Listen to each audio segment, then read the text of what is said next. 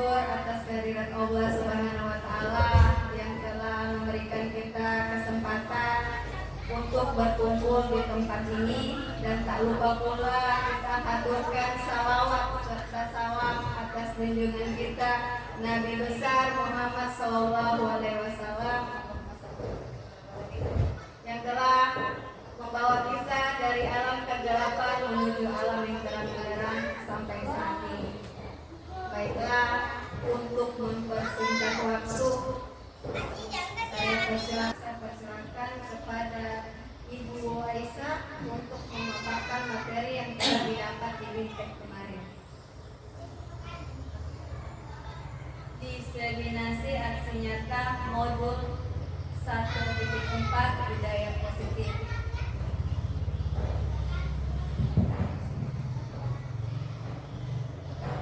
Bismillahirrahmanirrahim. Assalamualaikum warahmatullahi wabarakatuh.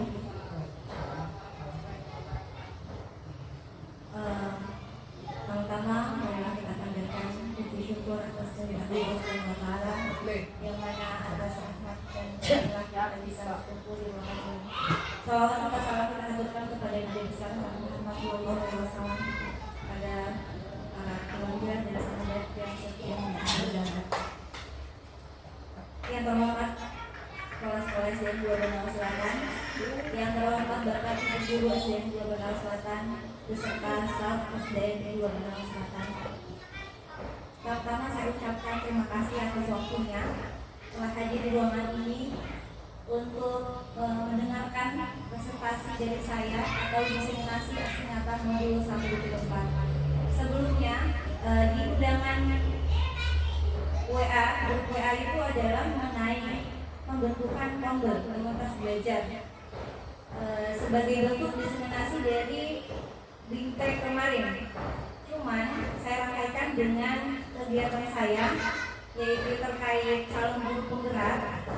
Kita di guru penggerak bukan hanya materi saja yang diajarkan, tetapi kita harus melakukan aksi nyata penyebaran pemahaman kita tentang apa yang sudah kita dapat di calon guru penggerak. Nah, dalam kesempatan ini yang akan saya sampaikan adalah mengenai budaya positif.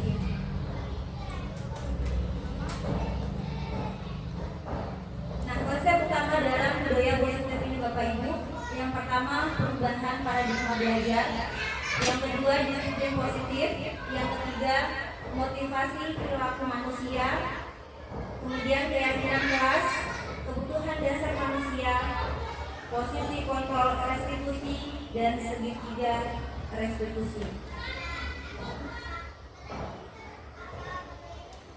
Yang pertama, materi tentang perubahan paradigma belajar. Sebelumnya Bapak Ibu, sebelum saya menjelaskan mengenai perubahan paradigma belajar, boleh mungkin sesama teman guru, Anda dan teman Anda akan melakukan kegiatan cobalah buka. Anda adalah A. Tugas Anda adalah mengepalkan tangan salah satu tangan Anda. Coba Anda bayangkan bahwa Anda menyimpan sesuatu yang sangat berharga di dalam kepalan tangan Anda. Anda perlu menjaga benda tersebut sekuat tenaga Anda karena begitu pentingnya untuk kehidupan Anda. Kemudian tugas dari teman Anda adalah mencoba dengan segala cara untuk membuka kepalan tangan Anda. Teman Anda boleh membujuk, menghardik, mengintimidasi, memarahi, menggoda, mengkritik, bahkan menawari Anda uang agar Anda bersedia membuka kepalan tangan Anda. Coba Bapak Ibu, Anda kepalakan tangan bersama temannya, boleh tidak dibuka? Boleh enggak? Ibu Tarmi, ya silakan buka. Maksudnya, Ibu mengepalkan tangan, nah, terus buka, boleh tidak dibuka sama Ibu Tarmi? Boleh. Baik. Maksudnya tadi pertanyaannya, apakah Anda mau membuka tangan Anda? Mau tidak? Ketika kita memegang sesuatu yang menurut kita berharga, mau tidak kita buka? Tidak ya? Oke. Kemudian yang B, teman Anda mau tidak? Begitu juga mungkin tidak mau juga ya. Nah, ini dalam kegiatan kita ini Bapak Ibu, sesungguhnya siapa yang memegang kendali atau siapa yang mengendalikan? Tentu Bapak Ibu ya. Kalau Bapak Ibu tidak mengizinkan untuk membuka kepala tangan itu tak akan terbuka. Meskipun Bapak Ibu diiming-imingi, dikasih uang, dikritiki, kemudian dimarah, tentu yang memiliki kontrol untuk membuka tangan Bapak Ibu adalah Bapak Ibu sendiri. Iya. Nah, ini adalah perubahan paradigma belajar Bapak Ibu. Maksudnya apa? Bahwa murid itu tidak bisa kita kontrol, tidak bisa kita pengaruhi. Yang bisa mengontrol dirinya, murid itu adalah murid itu sendiri. Tidak, meskipun kita gurunya itu tidak bisa mengontrol. Nanti kita pelajari lebih lanjut. Nah, menurut Dr. William Glasser meluruskan beberapa miskonsepsi tentang makna kontrol, yaitu yang pertama, ilusi guru mengontrol murid. Bahwa kita sebagai guru percaya bahwa kita bisa mengontrol murid. Anak-anak patuhi peraturan ini. Terus yang kemudian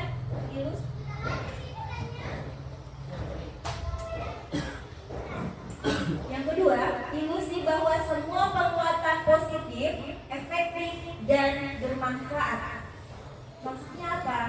Semisal kita memarahi atau ada anak yang tidak menyapu, kita marahi, kenapa tidak menyapu? Nah, keesokan harinya pasti dia akan lebih rajin karena harusnya tidak menyapu, membersihkan kelas, pasti akan dimarah. Begitu. Nah, untuk yang ketiga, ilusi bahwa kritik dan membuat orang bersalah dapat menguatkan karakter. Artinya, ketika ada siswa yang berkelahi, pasti kita tanya, kenapa dia? Saya dicubit, kenapa kau cubit? Tentunya kalau kau dicubit kau tidak mau juga, jangan bercubit. Karena menurut bukan hal yang baik. Nah, itu menurut kita bahwa kita sudah menanamkan karakter ke anak, tapi dengan cara menyalahkan. Nah, yang keempat adalah ilusi bahwa orang dewasa memiliki hak untuk memaksa. Bapak Ibu, apakah kita pernah melakukan pemaksaan kepada murid untuk melakukan hal yang kita anggap adalah sebagai aturan? Untuk Bapak Ibu ya, kita paksa anak itu untuk mengikuti aturan, pakai atribut, pakai lengkapi semua dasinya apanya itu. Kita tidak mencari tahu dulu ini dia lengkap karena kenapa, tidak lengkap karena kenapa.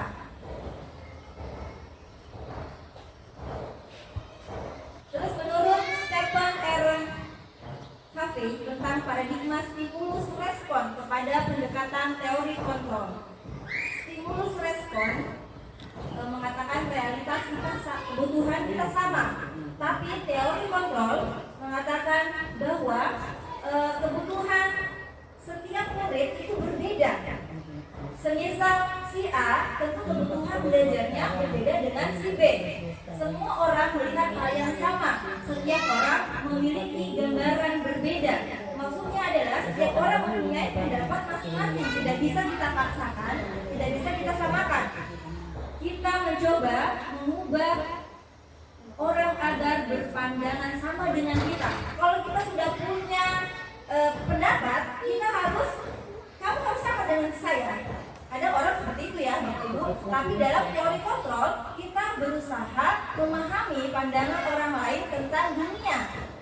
Ya, seperti orang dalam gelar gulita memegang seekor sapi, yang satu memegang kepalanya. Jadi dia mendeskripsikan sapi itu bertanduk ada di tubuhnya. Tapi kalau yang satu memegang sapi, sama-sama memegang sapi, namun yang dia pegang bagian ekornya, pasti deskripsinya tentang sapi itu akan berbeda.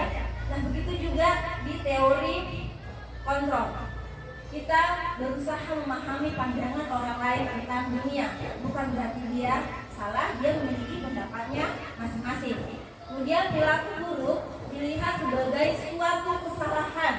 Itu di teori stimulus respon. Namun di teori kontrol, semua perilaku memiliki tujuan. Ada tujuannya. Kenapa anak kita sering terlambat? Pasti ada tujuannya. Kenapa anak kita tidak mengerjakan PR? tujuan atau alasannya. Nah, yang berikutnya, orang lain bisa mengontrol saya. Itu untuk stimulus respon. Namun di teori kontrol hanya Anda yang bisa mengontrol diri Anda. Kemudian saya bisa mengontrol orang lain. Namun Anda tidak bisa mengontrol orang lain. Nah, selanjutnya pemaksaan ada pada saat rujukan kolaborasi dan konsensus menciptakan pilihan-pilihan baru. Yang terakhir adalah model berpikir menang kalah. Kemudian di teori kontrol model berpikir menang dan menang. Nah, kita masuk di materi disiplin positif. Dalam budaya kita Bapak Ibu, kata disiplin itu dimaknai menjadi sesuatu yang dilakukan seseorang pada orang lain untuk mendapatkan kepatuhan. Kita cenderung menghubungkan kata disiplin dengan ketidaknyamanan. Ketika kita sudah bicara disiplin, pasti yang di bayangan kita, di benak kita, wah ini kita disuruh apa lagi? Gitu.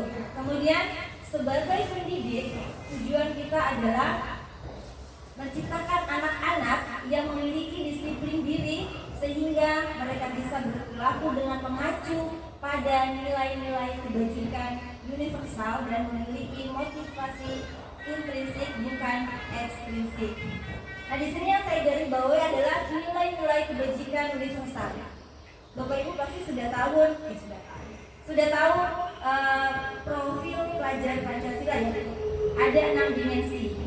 Nah, itu adalah yang dimaksud salah satu nilai-nilai universal. Yang pertama adalah Bapak Ibu yang setiap hari di benang-benangkan sama anak didik kita, beriman dan bertakwa kepada Tuhan. Terus yang kedua, berakhlak mulia, berkebinekaan global, bergotong royong, bernalar kritis dan berpikir kreatif ya. Kemudian disiplin positif merupakan salah satu cara penerapan disiplin yang bertujuan untuk menumbuhkan kesadaran serta memperdayakan anak melakukan sesuatu tanpa imbalan, ancaman maupun hukuman. Nah, tujuan dari disiplin positif Bapak Ibu, bagaimana cara anak-anak kita itu bisa melakukan aturan-aturan ya yang menjadi yang keharusan atau menjalankan nilai-nilai yang ada tanpa adanya paksaan, tanpa adanya imbalan, tanpa diacam ataupun maupun dihukuman.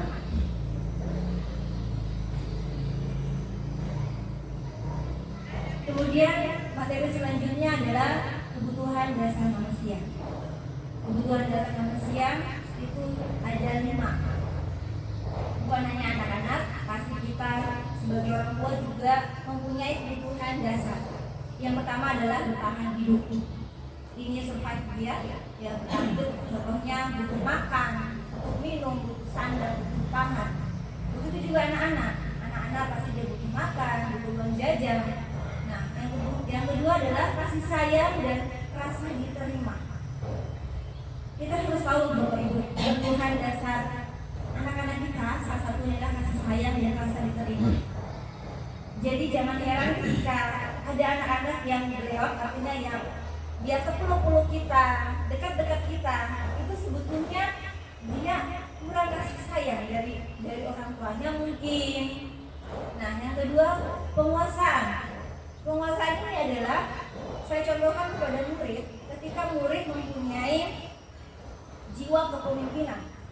Dia berkuasa di daerahnya, artinya dia ingin menguasai segala hal. Nah ini, anak-anak pasti mempunyai kebutuhan dasar itu.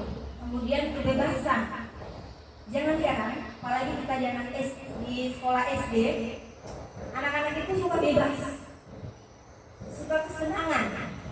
Bebas maksudnya, semisal kita hanya mengajar menulis saja terus, atau membaca saja terus. Anak-anak itu butuh yang mungkin bermain di luar, belajar sambil bermain, begitu Bapak Ibu. Kemudian kesenangan. Nah, kesenangan artinya tidak semua anak-anak itu senang pada mata pelajaran tertentu. Ada yang suka matematika, ada yang suka bahasa. Nah, itu kesenangan. Yang itu kita harus tahu Bapak Ibu. Apa sih sebenarnya kebutuhan murid kita yang mendasari perilaku mereka?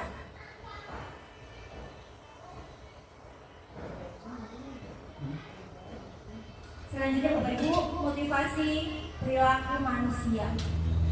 Motivasi itu sendiri adalah dorongan yang timbul pada diri seseorang secara sadar atau tidak untuk melakukan sesuatu tindakan dengan tujuan tertentu. Motivasi perilaku manusia itu ada 3 Bapak Ibu. Yang pertama, menghindari ketidaknyamanan dan hukuman. Murid melakukan disiplin diri karena ia takut dihukum. Ini merupakan motivasi ekstrinsik. Dia mau melakukan apa yang diperintahkan guru. Namun kalau didasari dengan ketakutan, itu adalah motivasi yang hanya timbul dari luar, bukan dari dalamnya, bukan dari kesadarannya. Kemudian yang kedua, mendapatkan imbalan atau penghargaan dari orang lain. Murid melakukan disiplin diri agar dia ingin mendapatkan imbalan. Ini merupakan motivasi ekstrinsik. Contohnya, semisal begini Bapak Ibu. Ketika Bapak Ibu mengapresiasi salah satu murid dengan memberikan hadiah, misal gula-gula, itu memang menimbulkan motivasi, tapi motivasi yang terjadi hanya motivasi dari luar. Kalau tidak dikasih imbalan, dia tidak mau lagi melakukan. Nah, yang ketiga Bapak Ibu, menghargai nilai-nilai kebajikan diri sendiri. Murid melakukan disiplin diri karena sadar akan nilai kebajikan dirinya. Ini merupakan motivasi intrinsik. Ini yang akan kita tumbuhkan di budaya sekolah kita ini Bapak Ibu. Kita berusaha bagaimana cara kita sama teman guru memotivasi siswa atau memunculkan motivasi intrinsik siswa, bukan dari ancaman, bukan dari nanti diancam baru mau, nanti dihukum baru mau. Tidak Bapak Ibu. Yang ini nanti kita akan tanamkan ke siswa-siswa kita yaitu nilai-nilai kebajikan.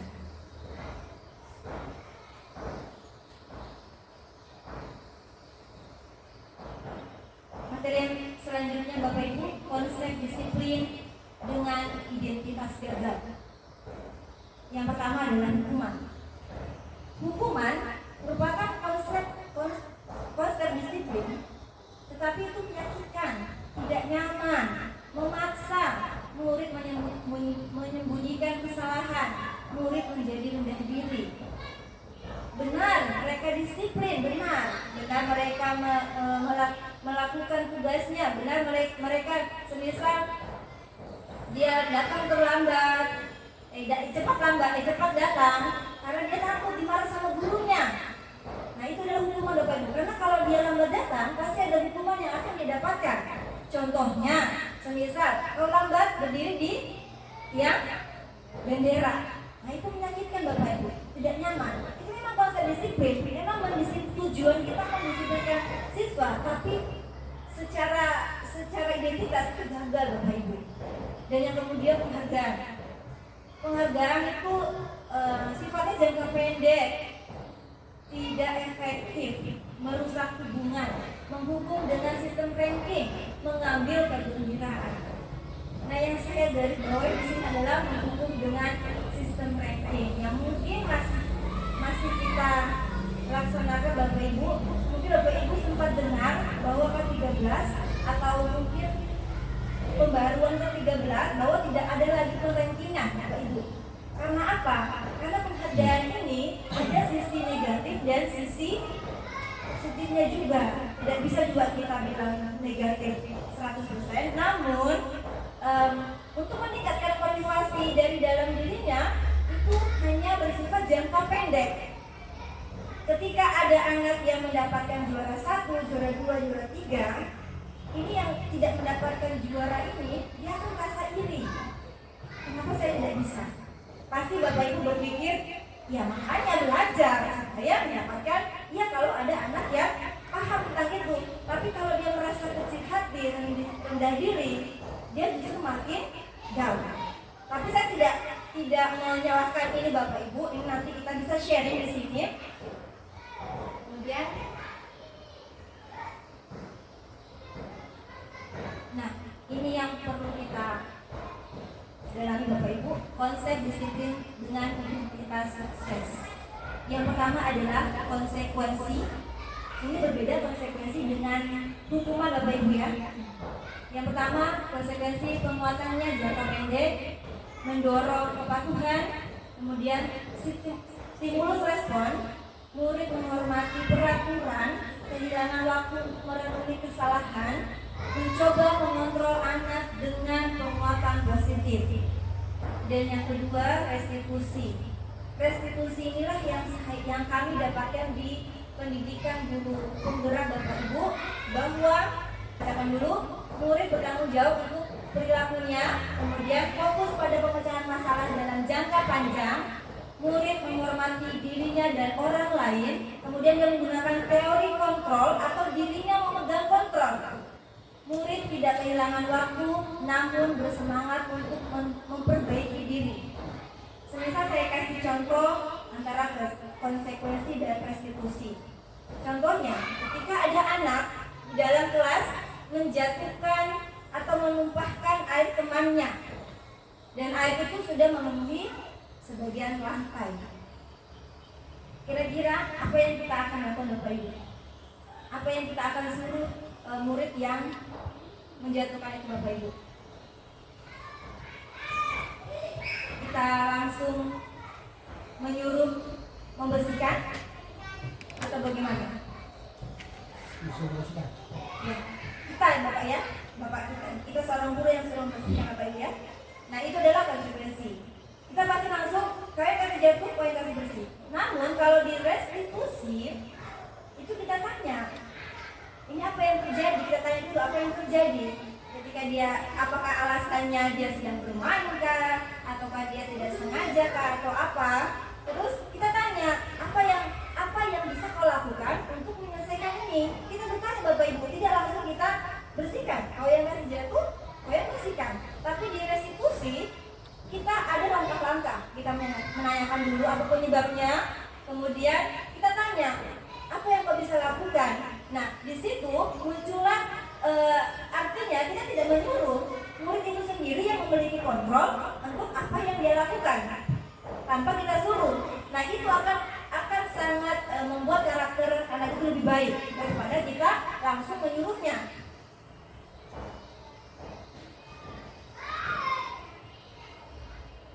Nah, ini yang saya katakan pada Bapak Ibu, pendekatan restitusi, sebuah cara menanamkan disiplin positif pada murid.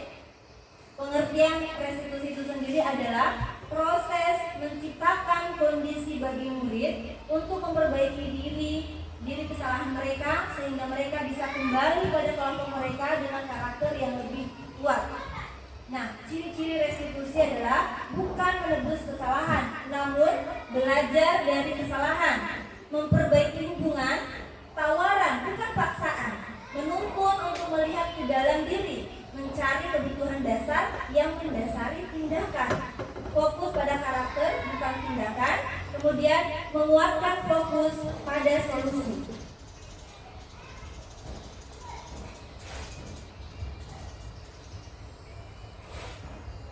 Nah, ini Bapak Ibu perbedaan antara hukuman, konsekuensi, dan restitusi.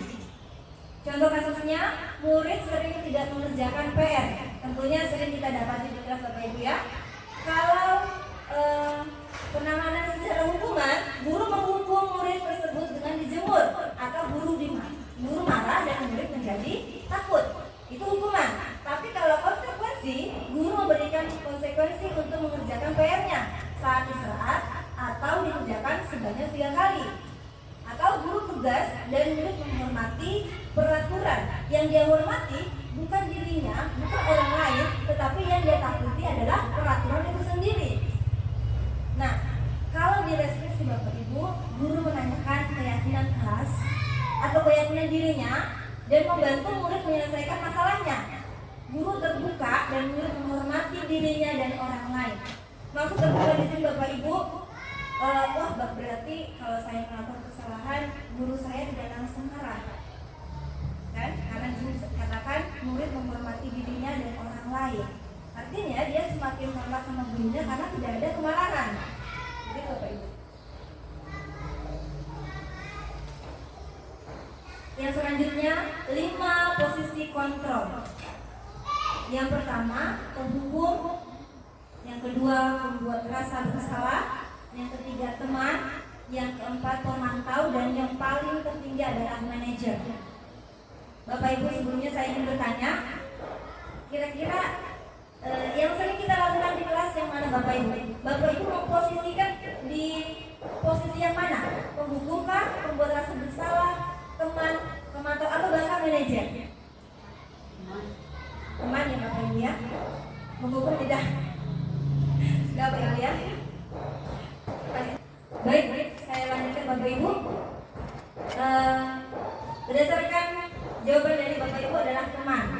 Tidak ada lagi penghukum Bapak Ibu ya? Tidak ada juga membuat rasa bersalah. Nah, di sini yang paling tinggi adalah manajer. Sebentar saya akan paparkan bagaimana sih caranya kita menjadi memposisikan kita di posisi manajer.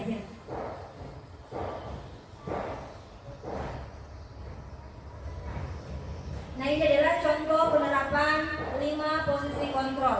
Contoh kasusnya, murid tidak memakai atribut lengkap saat upacara bendera.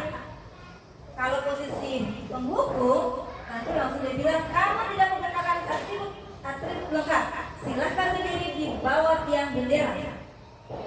Tapi kalau posisi pembuat rasa bersalah, berapa kali Bu Guru harus memberitahu kamu, Bu Guru kecewa sama kamu. Siswa merasa bersalah, wah ternyata guru saya kecewa sama saya karena saya tidak memiliki atribut. Begitulah kalau guru memegang posisi kontrol pembuat rasa bersalah. Kemudian teman, kalau teman, ayolah yang tertib, buat ibu guru bangga. Kali ini tidak apa-apa, masalah. Sebenarnya Bapak Ibu, kalau di posisi teman itu memang nadanya dia tidak marah, tidak. Namun sisi negatifnya, ketika dia merasa teman kepada gurunya, dia hanya cenderung mengikuti perintah gurunya itu saja. Tidak yang lain dia tidak dia tidak dengar. Inilah yang dikatakan posisi kontrol teman. Dia hanya mendengarkan guru yang dianggap temannya. Itu. Kalau pemantau, kamu tidak mematuhi aturan yang ada dan kamu harus melaksanakan konsekuensinya. Kalau posisi kontrol pemantau, ini artinya dia selalu terpaku pada aturan yang ada.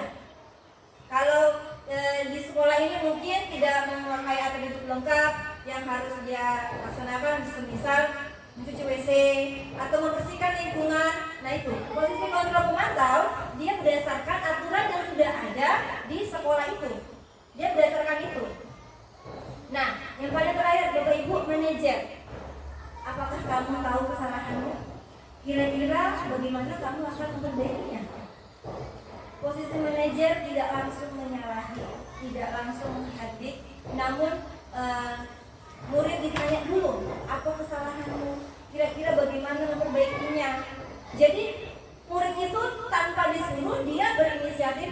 Oh ibu, nah iya, ibu nanti minggu depan saya akan membelinya.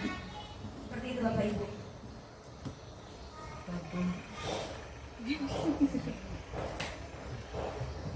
Bapak Ibu, dari tadi saya bilang dasar kebajikan, keyakinan kelas. Nah, mengapa keyakinan kelas? Mengapa tidak peraturan kelas? Yang selalu kita dengarkan biasanya peraturan kelas atau keyakinan kelas. Gitu Bapak Ibu ya. Nah, sebelum kita menjawab itu, mengapa kita memiliki peraturan tentang penggunaan helm pada saat mengendarai kendaraan roda 2 atau motor? Kira-kira apa penyebabnya Bapak Ibu menggunakan helm? Untuk apa Bapak Ibu? Untuk apa pasti? Menggunakan helm itu untuk apa? Kalau kita minta, kalau misalnya kecelakaan, ya untuk melindungi kepala dari benturan. Ya, berarti nilai yang kita pegang adalah nilai keselamatan, ya, Pak. Kemudian yang kedua, mengapa kita memiliki peraturan tentang penggunaan masker dan mencuci tangan setiap saat? Ini kita kaitkan saat pandemi kemarin. Kita harus mencuci tangan, menggunakan masker. Itu kira-kira untuk apa, Bapak Ibu?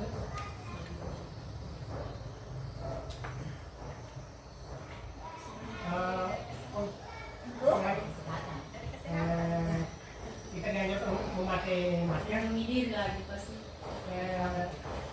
Ada beberapa tujuannya, diantaranya apa ya, menghindari debu yang masuk ke hidung. Baik. Yang saya tangkap berarti untuk kesehatan apa ya? Ya. Yang pertama menggunakan helm untuk keselamatan. Yang kedua menggunakan masker dan mencuci tangan untuk kesehatan. Nah, itu tadi adalah yang dikatakan keyakinan kita Bapak Ibu. Kita memang tidak tahu kita naik motor ini menggunakan helm mau terjadi kecelakaan atau tidak, tapi kita yakin ketika kita menggunakan helm, insya Allah kita akan selamat. Begitu juga dengan menggunakan masker. Kita tidak tahu kita akan tertular dari siapa, atau tidak mencuci tangan kita akan mendapatkan virus atau bagaimana. Tapi kita yakin bahwa kalau kita menggunakan masker, mencuci tangan, keyakinan kita adalah akan terhindar dari penyakit.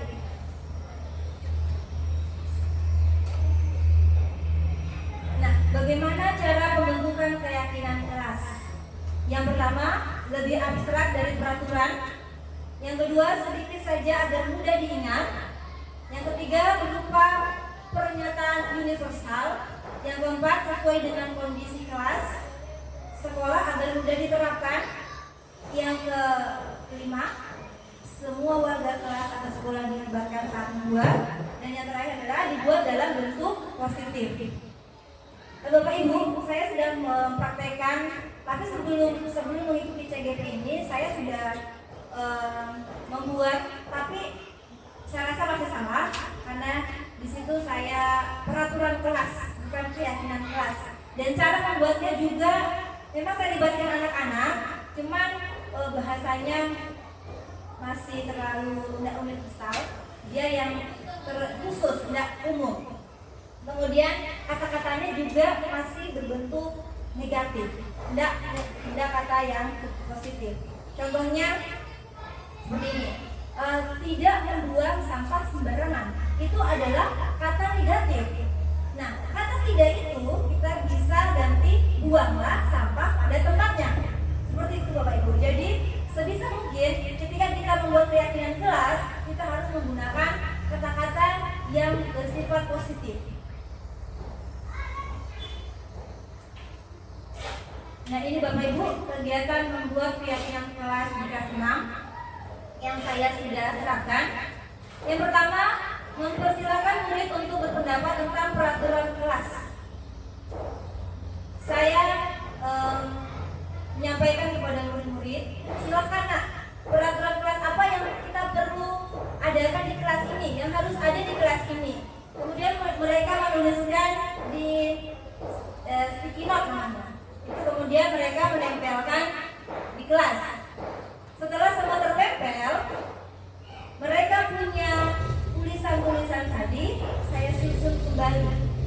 Saya tulis kembali di sebelahnya, menyusun keyakinan kelas dan mengganti kalimat negatif menjadi positif. Anak-anak ada menjawab harus menggunakan pakaian yang lengkap Bu, gitu. Atau tidak makan dan minum di dalam kelas Bu. Nah, kata-kata tidak tadi saya ubah menjadi kata positif. Artinya makan saat di kelas, makan dan minum saat istirahat. Saya ganti seperti itu. Apa yang disampaikan sama anak-anak saya rangkum, saya tulis kembali tanpa ada yang saya kurangi. Nah, kemudian menanyakan nilai kebajikan. Artinya apa? Kalau tidak makan dan minum di dalam kelas, itu saya tanya, nilai apa? Nilai apa yang kita akan angkat? Yaitu sikap menghargai. Nah, kalau ibu jangan ribut di dalam kelas, tidak ribut di dalam kelas. Oke, itu juga masuk di menghargai. Jadi kalau yang sama-sama menghargai, saya satukan, saya khususkan. Yang tadinya anak-anak mengatakan jangan makan minum di kelas atau jangan ribut di kelas, saya satukan menjadi nilai-nilai kebajikan, yaitu menghargai sesama murid, menghargai kepada guru dan sesama teman. Seperti Bapak Ibu. Makanya dikatakan tadi sebelumnya membuat keyakinan keras itu jangan terlalu banyak agar mudah diingat. Dan usahakan kita harus tahu nilai apa sih yang diangkat dari peraturan anak-anak yang kasih masukan ke saya tadi itu. Kadang ada satu peraturan tapi nilainya sama. Contohnya tadi menghargai atau bergotong royong atau apa saja nilai kebajikan banyak Bapak Ibu. Salah satunya adalah profil pelajar Pancasila. Namun masih banyak Bapak Ibu. Nah, selanjutnya adalah segitiga restitusi. Yang pertama adalah menstabilkan identitas. Kita semua akan melakukan hal yang terbaik yang bisa kita lakukan. Kemudian, yang kedua adalah validasi tindakan yang salah. Semua perilaku memiliki alasan. Yang ketiga, menanyakan keyakinan. Kita semua memiliki motivasi internal. Nah, segitiga restitusi ini apa sih Bapak Ibu? Yang saya tampilkan ini adalah bagaimana cara ketika kita mendapati siswa yang bermasalah. Contohnya tadi tidak menggunakan atribut saat upacara atau tidak mengerjakan PR, dan mungkin di kelasnya Bapak Ibu ada masalah-masalah yang lain. Nah, kita diharapkan sebagai guru bisa menyelesaikan, bisa berdiskusi menggunakan segitiga restitusi. Yang pertama, menstabilkan identitas. Artinya kita tidak langsung memarahi, tapi kita tanya apa yang terjadi, apa yang telah kau lakukan. Nah, validasi tindakan yang salah. Semua perilaku memiliki alasan. Ibu tahu kenapa kamu sampai jengkel.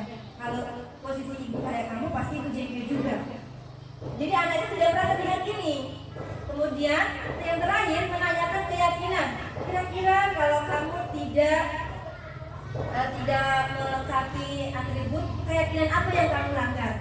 Kita kembali lagi ke keyakinan kelas yang kita sudah buat, yaitu semisal Bapak Ibu sudah membuat keyakinan menggunakan atribut lengkap saat upacara. Itu keyakinan kelas yang Bapak Ibu buat. Nah, ketika anak-anak melakukan kesalahan, kembalikan lagi ke sini. Ketika dia salah, keyakinan kelas apa yang kamu langgar.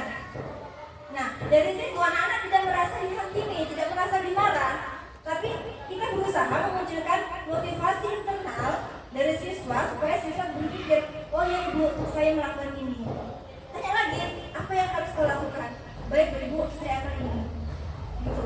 Kita sebagai guru itu hanya bersifat humble Bapak Ibu, hanya mengarahkan anak-anak ke jalan yang lebih baik, bukan membuat jalan, bukan mengarahkan, tapi menuntun arahnya mereka. Ketika salah, kita tuntun ke jalan yang benar, Bapak Ibu. Bapak Ibu,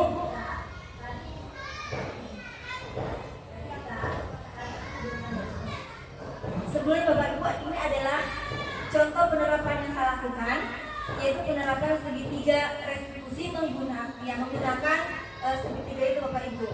Mungkin Bapak Ibu bisa dengar, ini videonya amatir Bapak Ibu ya, tapi saya harap Bapak Ibu bisa menangkap dari pertanyaan-pertanyaan dan jawaban-jawaban dari siswa yang berada di video. Terlepas dari itu semua Bapak Ibu, mohon maaf untuk pembuatan videonya masih amatir.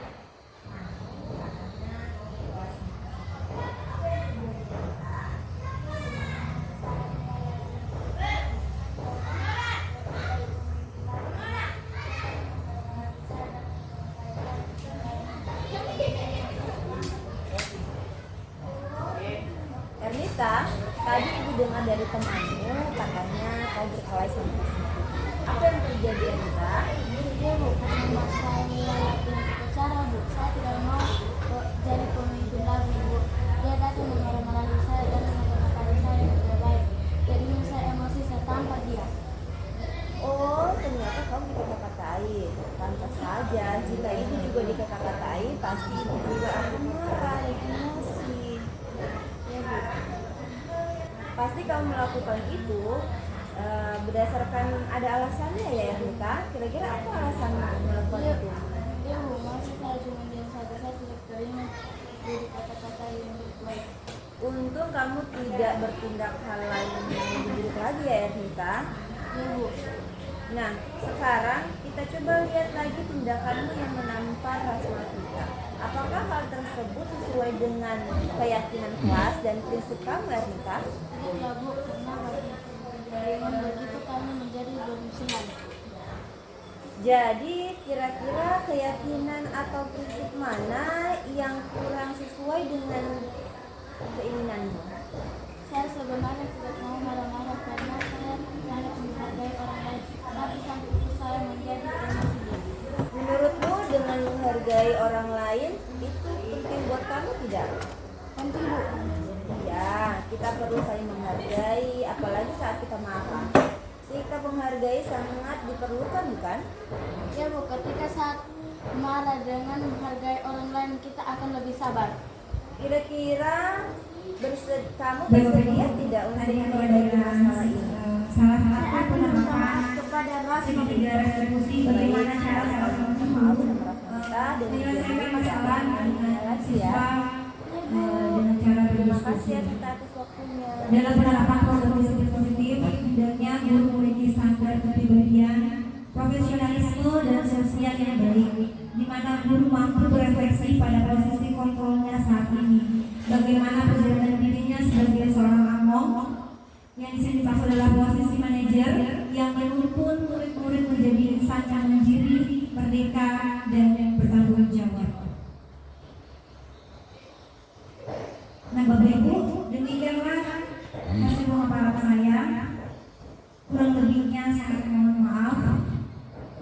Mungkin jika ada dari Bapak Ibu yang perlu dikonfirmasi kembali atau Bapak Ibu ingin menyampaikan pengalaman-pengalaman belajarnya di kelas terkait dengan budaya positif, saya persilakan Bapak Ibu. Tapi sebelumnya saya kembalikan kepada moderator. Terima kasih.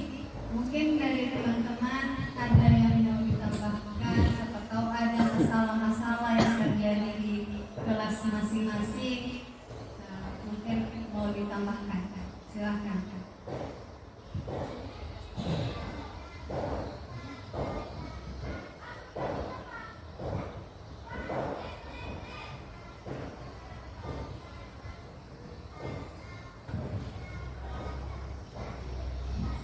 Terima kasih.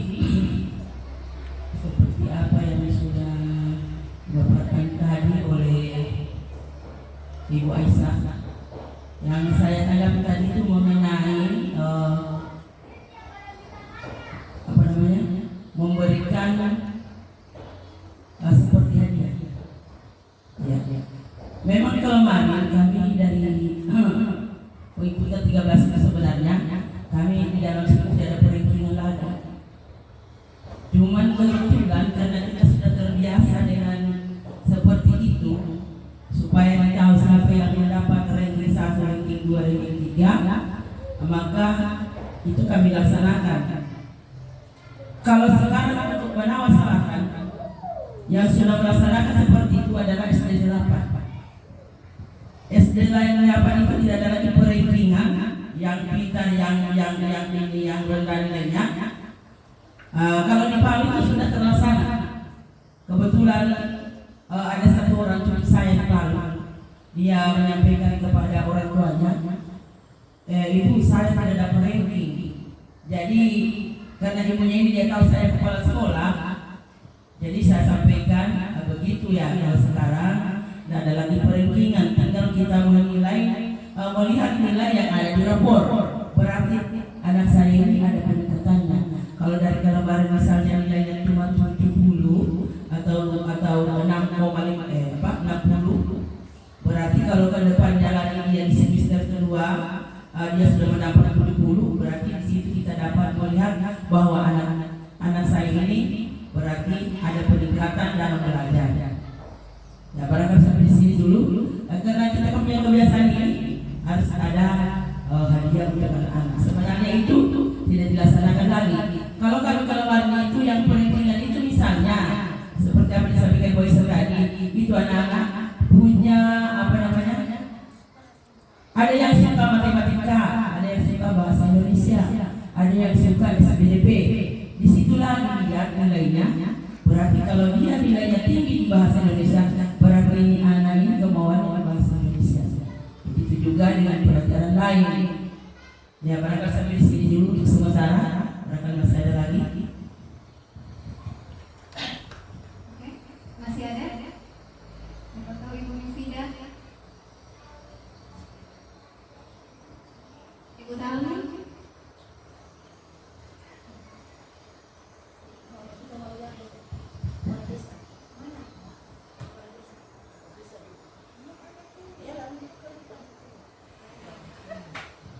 Bapak Ibu, saya hanya menambahkan sedikit. Memang tidak ada perbedaan, cuman saya pernah melihat dari sekolah-sekolah lain, anak itu dilihat kelebihannya apa. Semisal dia dikasih ada satu sekolah di Palu kalau tidak salah, setiap akhir semester bukan ada perankingan, tapi mereka dikasih kayak sertifikat si anak ini keunggulannya di mana. Meskipun dia kurang dalam akademik, tapi pasti dia di sekolah paling ceria. Begitu Bapak Ibu. Dibuat sertifikatnya. Jadi setiap akhir semester dikumpulkan. Ya, sertifikat ini penghargaan untuk anak yang paling ceria, gitu, paling ceria di kelas, saling membantu menolong, gitu, yang rajin di kelas, gitu Bapak Ibu. Jadi setiap anak itu diberi tahu, oh saya ini ternyata berlebihan di sini. Nah, mungkin itu bisa jadi referensi ibu ke depannya supaya kita tidak melihat anak dari angka-angka itu tadi, melainkan dari nilai-nilai yang ada di dalam anak itu sendiri. Mungkin itu saja Bapak Ibu, saya kembalikan ke moderator. Assalamualaikum warahmatullahi wabarakatuh. Saya Nazra, Kepala Sekolah SDN 2 Banawa Selatan, tempat di mana Ibu Siti Aisyah mengajar. Saya bangga dengan Bapak Ibu Guru SDN 2 Banawa Selatan yang mempunyai kinerja yang tinggi. Khususnya kepada Ibu Siti Aisyah yang masuk menjadi guru penggerak. Tergerak, bergerak, menggerakkan. Diseminasi pengimbasan yang dipaparkan Ibu Siti Aisyah merupakan aksi nyata dalam program guru penggerak. Mudah-mudahan pengimbasan ini bias dijalankan seterusnya hingga terciptanya sekolah yang memiliki budaya positif dan menciptakan siswa yang berkarakter. Demikian yang bisa saya sampaikan. Saya akhiri. Selamat buat Bu Siti Aisyah telah melaksanakan diseminasi dengan baik. Cukup sekian. Assalamualaikum warahmatullahi wabarakatuh. Assalamualaikum warahmatullahi wabarakatuh. Saya Herlinda, saya rekan Bu Aisyah di SDN 2 Banawa Selatan. Menurut saya apa yang sudah dipaparkan oleh Ibu Aisyah mengenai budaya positif itu sangat bagus untuk diterapkan di sekolah, terutama mengenai disiplin positif untuk siswa, karena masih banyak siswa yang disiplin. Masih faktor dari luar, bukan dari dalam diri siswa sendiri. Untuk kami dari guru juga sangat baik mengetahui budaya positif karena dapat memposisikan kita sebagai manajer, bukan sebagai penghukum. Semoga dengan adanya diseminasi ini bukan kita terapkan bersama-sama di lingkungan sekolah kita. Saya kira hanya itu yang dapat saya sampaikan. Saya akhiri. Assalamualaikum warahmatullahi wabarakatuh.